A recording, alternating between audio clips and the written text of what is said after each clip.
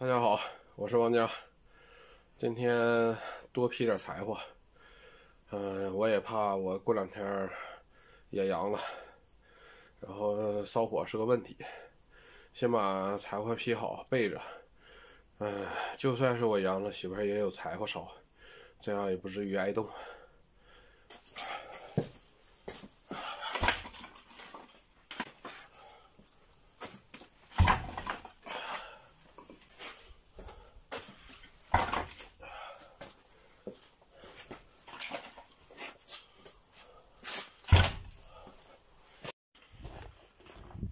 这两天也没时间清雪，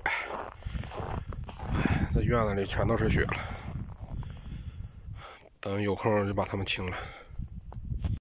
现在先把前两天买的冻梨找出来。这就是清雪工具。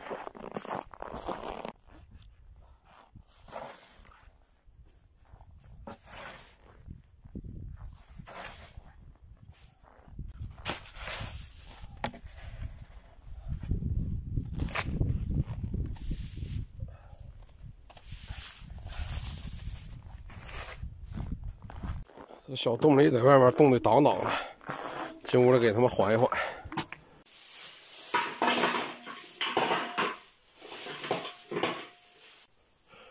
这缓冻梨一定得加凉水，不能用热水，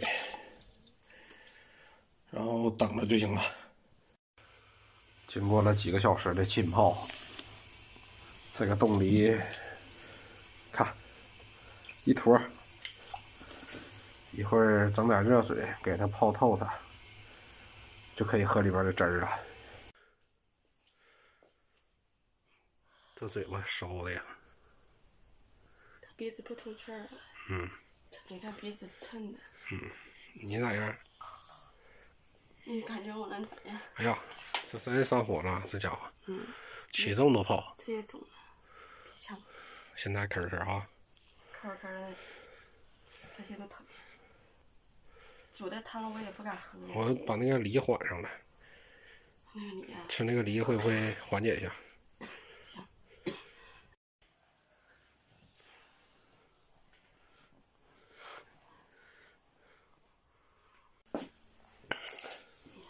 好吃的来了，尝一个。咬个小口。咬个小口。哇，好甜呀！吃梨不是化痰吗？只有一丢丢酸。啊。但是感觉很开胃。是吧？瞅那火上。你淌鼻涕了。啊。你就吸就行。还有这么多呢，都给你。啊。给儿子留一点。那肯定给他留。我也吃啊。行。我直接吃肉。啊，有点酸。不是很酸的，我感觉。对呀，我感觉还挺好吃。要全是甜的，就感觉有点那个。不闪的。还真好吃哈。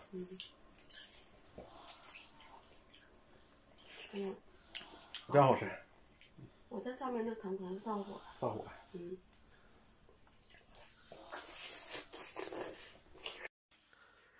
这是我比那啥跟那个梨汁差不多。哪呀？比那个好喝多了，这个汁儿。啊。那个卖的那种梨汁儿全是香精。添加的东西。我就不喜欢喝。反正我们小时候就喜欢吃这玩意儿。这个味儿很纯正。没法比。目前我暂时还没什么问题。我估计这个好像跟我没啥太大的关系，就是天选做饭的人。好，今天视频就到这里，大家明天见。